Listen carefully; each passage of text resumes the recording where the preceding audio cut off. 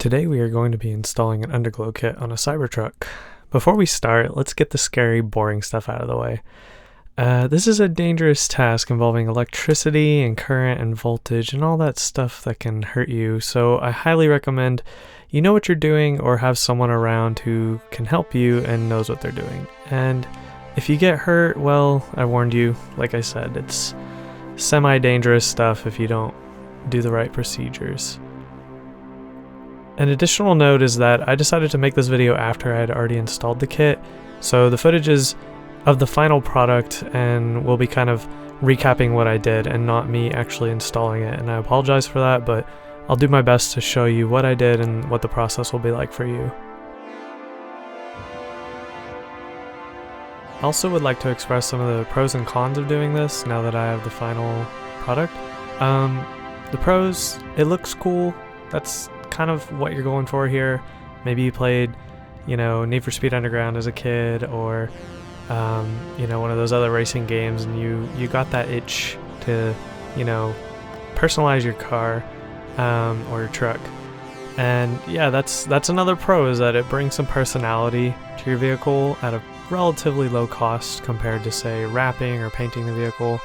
And yeah, it brings more attention to your truck. This could be a con as well if you're not looking for something like that. Some of the cons I'll mention is that with the way the kit sits under the truck, the LED nodes can be visible and seen at certain angles, which can look a bit tacky if someone's approaching you at an angle on a hill, or somehow kind of below you in elevation. Then they will be able to see the strips themselves, and it just kind of can look a little cheap, I guess. Another con is that it's painful and very time consuming to install this kit. It's not the worst thing to do as a vehicle mod, but I would say if you're a beginner like me, allocate maybe 4 to 5 hours for this. And if that sounds like a lot and it sounds intimidating, maybe hire someone else to do it, or consider, some other personalization for your truck.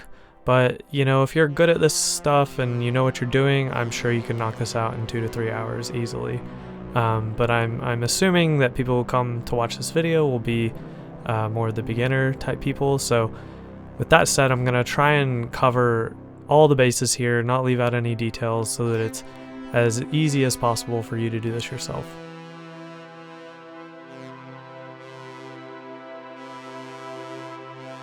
Supplies.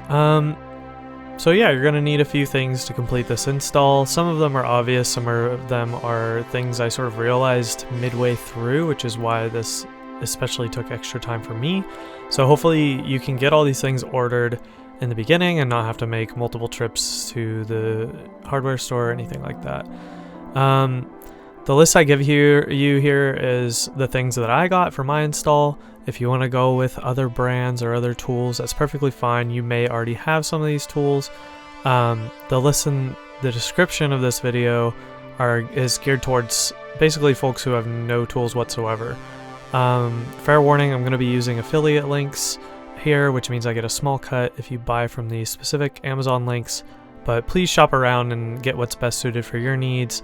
It's just kind of to recoup some of the cost for me of putting this all together. So the first item here, I went with the Govee car underglow lights. I specifically went with Govee because I have other Govee lights throughout my house, and I already am familiar with their app, and I am confident in their products. There's a lot of different choices out there for underglow lights, and the Govee ones are actually relatively low rated compared to others. But what I've noticed is that the ratings seem to be more specific to like installation failures and sort of user errors, in my opinion, rather than the product actually being bad. But again, shop around, see what you can find for yourself. Something that you will definitely need is a step-down converter. The Cybertruck outputs in 48 volts, and you're going to want to step that down to 12 volts. 12 volts is what the Govee underglow lights is expecting, and if you Don't step it down. If you keep it at 48 and plug it straight in, it's gonna fry it. So please don't do that. Please use the step down converter. It is essential. A crimping tool is something that you will need in order to connect the wires together and crimp the wires and remove the casing around the wires. You'll also want heat shrink butt wire connectors. These will be able to hold the wires together more securely. The ideal case potentially would be actually to solder the wires together, but that's just something I didn't feel comfortable doing myself, so I went with the heat shrink wire connectors instead. But again, if you are able to solder, that's probably going to be a more secure connection in the long term. Just, you know, with the way that I was doing this, I went with the sort of easier approach for me. I went with Gorilla mounting tape in order to secure the step-down converter to the truck, and you'll see, you know, images of all this, including that later on. And then to be safe, I would also recommend Electrician gloves, just to keep yourself from, you know, keep yourself grounded while you're working on these electrical components. You're gonna need black duct tape to secure the wires on the bottom of the vehicle, as well as in the frunk. And you're gonna want some electrical tape as well in order to keep the wires together after they've been connected. And in order to remove the frunk liner, you'll need a 10mm nut driver. Again, this is something you might potentially have already if you have like a torque set. Just look for the 10mm size, that's the one you'll be needing. The other thing you'll need here is a plastic trim tool. This is used to take some of the parts out of the frunk liner, including the covers over some of the lug nuts, and then also the top trim piece. You'll want a heat gun in order to connect the heat shrink connectors together. You basically blow some hot air on them to make them shrink down and become more secure. But yeah, a blow dryer would probably work for this situation as well if you have that. The rest of these things are optional, but definitely recommended. Isopropyl alcohol and shop towels in order to clean the bottom of the vehicle. If you want the kit to adhere well to the undercarriage, you'll want it to be clean first, otherwise it'll just be clinging to the dirt instead of the actual vehicle. And the last thing that I definitely recommend, but isn't essential, is what's known as a shop creeper or garage creeper. It's basically like a little skateboard thing with wheels that you lay down on and then you can slide around on the ground, so that you can slide under the vehicle without having to crawl hands and knees, and it'll save you some trouble with you know, some pain essentially. So if you total this out, it brings the total at the time of this recording to about $257, assuming you get all these items from Amazon from the links I have here. In my case, I already had many of these items. The cost for me was around $150, since I already had, you know, heat gun and the nut driver, the crimper, things like that. So yeah, unfortunately, you need quite a few materials to do this project. I assume if you do some handiwork in your day-to-day, you may already have these things. Before we get started, I would also like to point out once again, this process took me 4 to 5 hours. It could be a lot longer, it could be a lot shorter, just depending on your skill level. And also, I was doing this with no direct tutorial. I used other videos as references to sort of figure things out, but maybe, hopefully, my video here will help you bring that time down a bit. Step 1. Mount the LED strips to the bottom of the vehicle. 1 to 2 hours. Tools needed: isopropyl alcohol, shop towels, garage creeper, LED kit. For everything you do on the underside of the truck, from placing the LEDs to cleaning, I highly recommend putting your Cybertruck in off-road mode and then putting it in overland mode so that you can set it to extract height.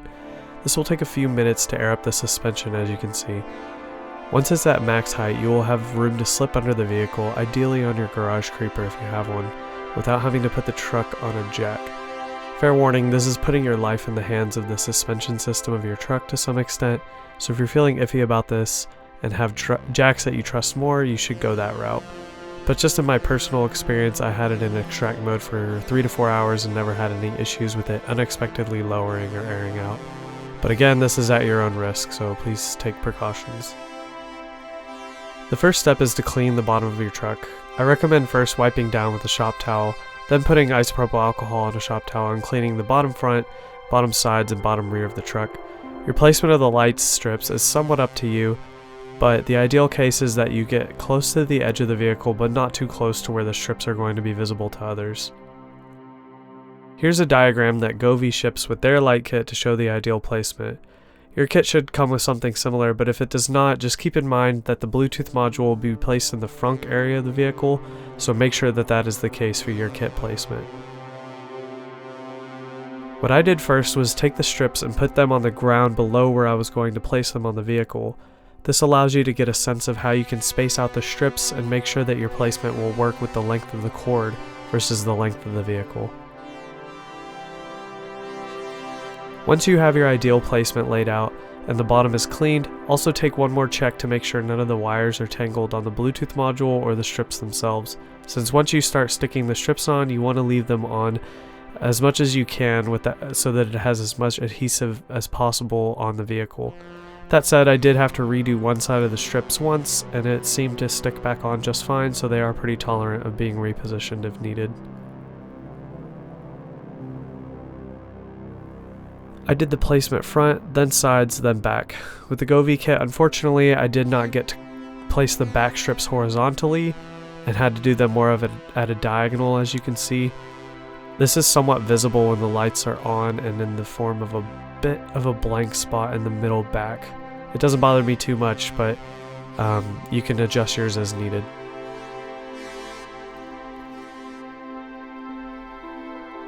At the end of this step, you're going to have a lot of excess wiring hanging down from the vehicle, and in the front, lots of length of wiring leading to the Bluetooth module. This will be addressed, but check once more to make sure you got nothing tangled up in the process. If you need to drive after completing this step, since it can take a few hours, you can see in this photo how I just kind of bundled everything up and zip tied it to the front hooks of the truck and drove around like this for a few days. You can see in this footage that I have yellow duct tape on the bottom of the vehicle.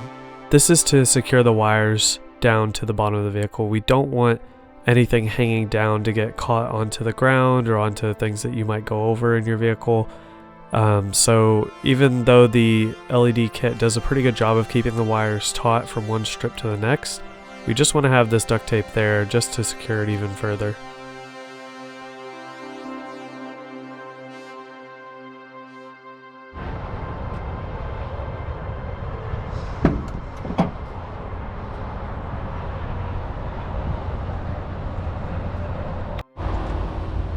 So before you do anything in the frunk, you want to go in here to safety. First of all, go to outlets and mods, just make sure your power feed on the frunk is off. And then you'll go into safety and you'll scroll all the way down. There's this power off button. So you click that. Once you shut the doors, everything should turn off. Just to be safe, I would also recommend walking a distance away from your vehicle to make sure it locks and goes into the low power mode.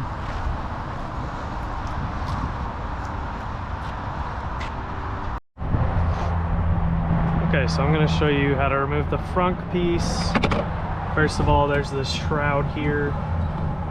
You're going to want to use one of these tools to sort of pry it gently. This part for me is broken, so it may not be like that for you. I think it was like that from the factory, but yeah, you can see you slide it along and it'll pop up at these certain points where there's these two little things, and then at the very last one you can almost just pull it up yourself and you'll see that that's where they go in. So once the shroud is off, you can put it to the side, and then this is where you'll need your 10 millimeter. So you can start with these. yours will look different because I have the L-track add-on, unless you also have L-track add-on. You'll want to take out all 4 of these.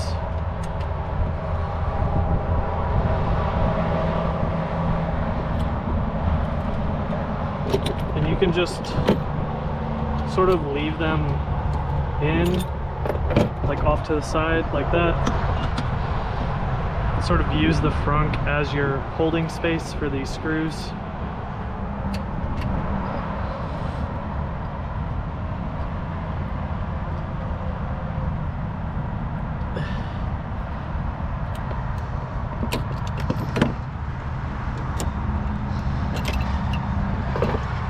So now you have these 4 off, you have the shroud off. Next up, you're gonna pull these slightly out and then twist to the left counterclockwise and then just tug. You'll see they come out pretty easily. Same thing on this side. Pull up towards you, twist this way, and then pull up a bit more. And you'll feel it giving. And then you've got 2 more in here. They're kind of hard to spot, but there's one back here that you're gonna undo.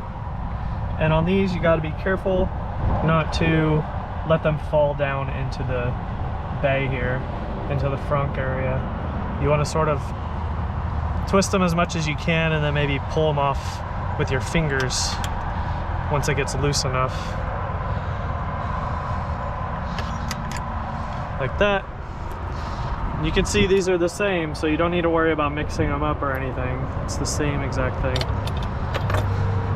And then we've got one more over here next to the fireman's cutter. I don't know if you knew that, but that's where the fireman will cut if there's an electrical fire. So maybe it's good to know that as well. You just pull off that shroud and you can access it. There's the other one.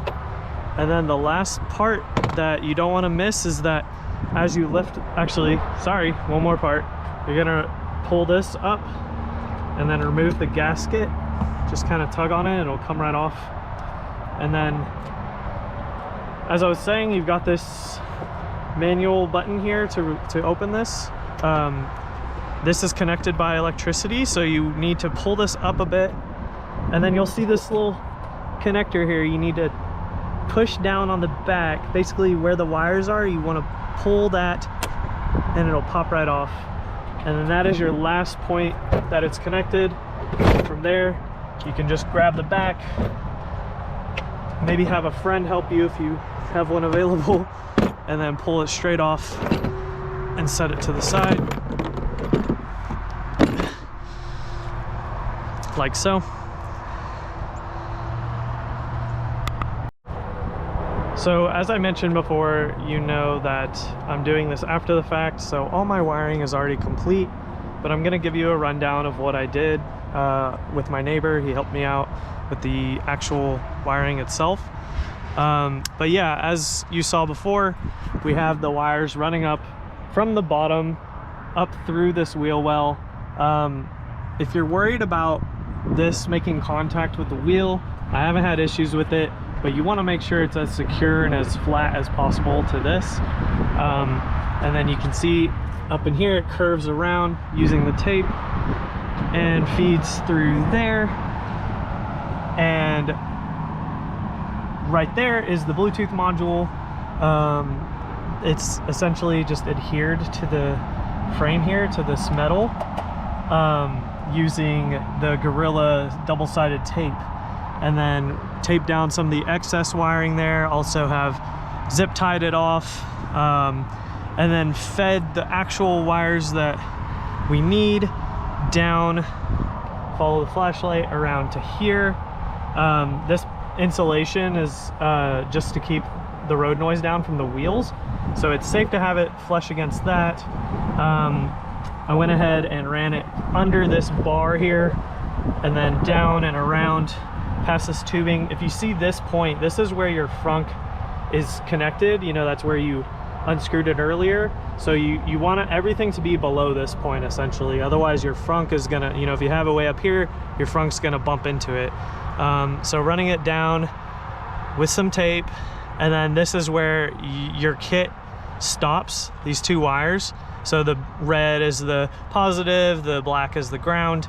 And this piece here came with the step down converter, and this is what we used for the side that's the Underglow kit. You essentially pull these two things up, and then you push the wires in, push these two things down, and it'll keep it secure in place. And then same thing on the other end, and then it's gonna go into the step down, and then this is where the butt connector is. I'm gonna link something to show you how to do that. And then I also went ahead and taped off the LIN wire, this green wire, just because I'm not using it, just to keep it safe. So this is electrical tape on here. And then, yeah, so the butt connector, I went ahead and taped it down with electrical tape. So unfortunately you can't see it, but I will find some footage of other butt connectors being connected, and that's what we've got going on from the vehicle. The actual Tesla connector into the step down is using this butt connector just to make it more secure, more safe. But then, yeah, using this component, you can't use this component for the electrical on the Tesla because the wires are different gauge, different size, and they just don't quite fit into this piece here. And then as far as the step down itself, it can get a little bit hot, so we keep it here. This seems like a good spot. This is something that, you know, a lot of people talk about putting a step down in here, and they don't really mention what's a good place, where to put it. This seems to be a good place. The only caution is that this is an AC piece, and you can see it's wet here because the AC's been running. So you just want to be careful about, you know, not having any wires running under this, potentially exposing them to this dripping. But yeah, you can see that it's adhered here using that double-sided tape. Once again, same tape that we used for the Bluetooth module. We just stick it onto this metal, and that seems to be holding pretty well. And then the kit will show you which ones are the inputs and which ones are the outputs. And then this will be taped down initially from Tesla, and you'll have to undo the tape and then do your butt connection, and then retape it down with electrical tape when you're done.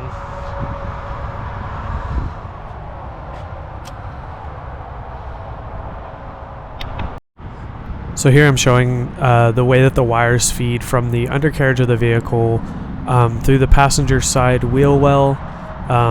It's going to go up that plastic trim there using duct tape to secure it, and then next to the suspension system you want to make sure nothing's touching or rubbing, and then there's gonna be a little hole there that you can feed it through so that it goes into the frunk. It's good if you can have a friend nearby to help you feed it through. Alright, so putting this back together, obviously skip ahead if you can figure it out. It's just the same in reverse. But yeah, you slot this into here. You can line it up with this and these points. It'll slot in pretty easily. But then you got to remember to lift it up a bit, get your connector here, and you're going to want to line it up correctly. It'll only fit in one way, I believe, so. And if this light comes on, that's how you know you're good. So yeah, doing all the same things in reverse. So you can slot these into here. Feel free to skip ahead if you know what you're doing already. This one can be a little finicky. Just gotta stretch it into there. And then I guess the orientation needs to be like this. And then put these back into here.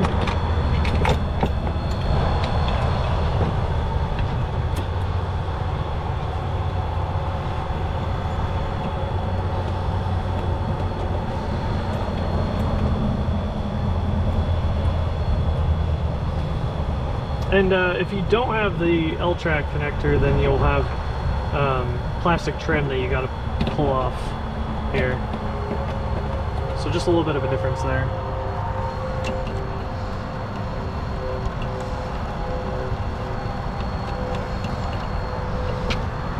See, I'm a little bit off here. Gotta push it forward. It was kind of caught on this.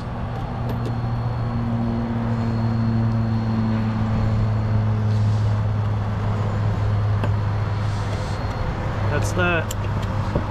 Here's the second.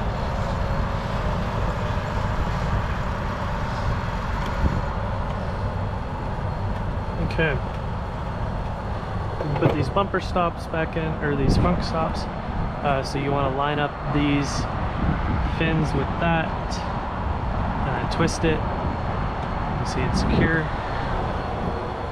Same thing on this side. You line up these with that, twist it clockwise. That's secure. And then these guys in here.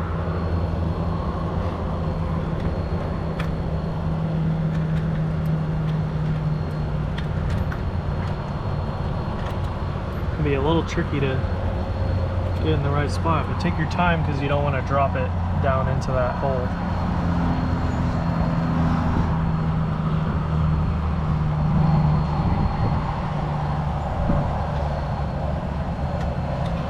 There's that one, and then the one more right here.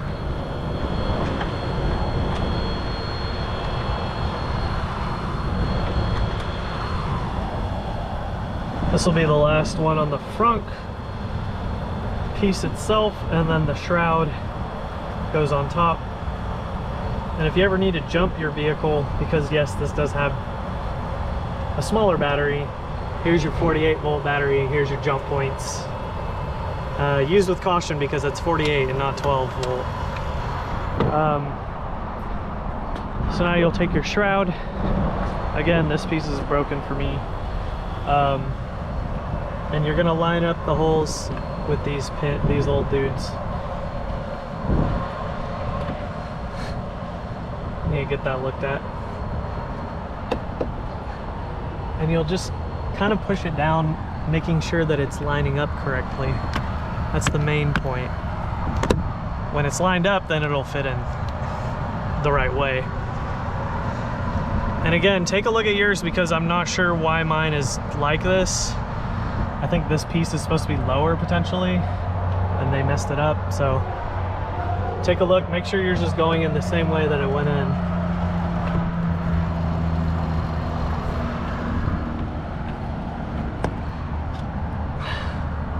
Looks like my clip is kind of messed up, so be careful with that.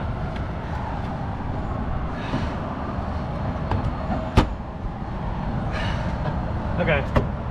And it's, you know, one of those things where it might be a little loose, but it's probably okay. And then make sure that that power button still works, and you're good to go.